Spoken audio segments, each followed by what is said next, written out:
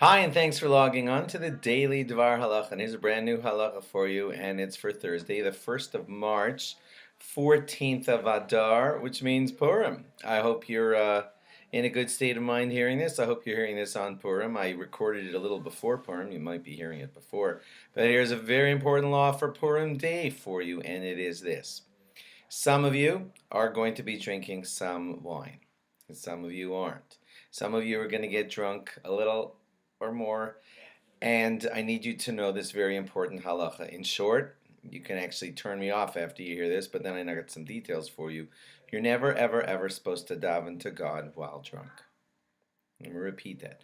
You never daven to God while drunk. So therefore, one important halachic consideration is, if you know you're going to be drinking some wine at your Purim Suda, you must daven mincha before your Purim Suda.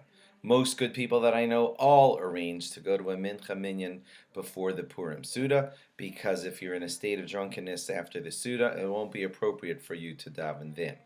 If you are drunk at the Purim Suda, you should not want to miss the minyan of Marav, and you should go later at night when you're all clear-headed and everything. You know I'm not for all you guys getting very, very, very drunk, and here's one more reason for it. You probably won't be able to daven Marav with a minyan if you get very drunk. And not to mention that you won't be safe and all that. So you have to remember to daven, and you have to daven sober. That's mincha before the Suda, and Marav will after the Suda. An interesting thing to consider is, what about the benching at the end of the meal?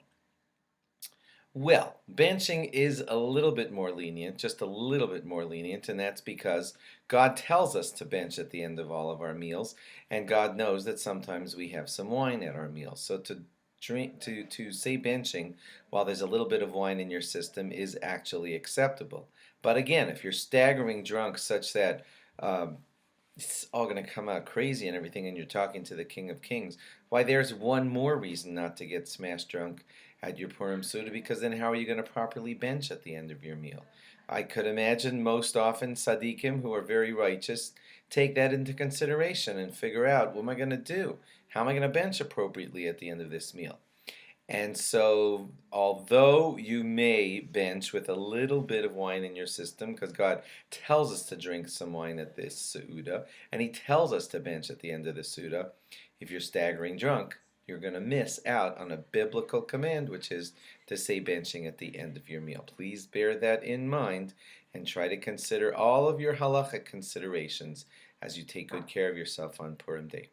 Have a great, great Purim, a meaningful Purim, and log on again after Purim for Shushan Purim halachas. Thanks. Have a great day. Bye-bye.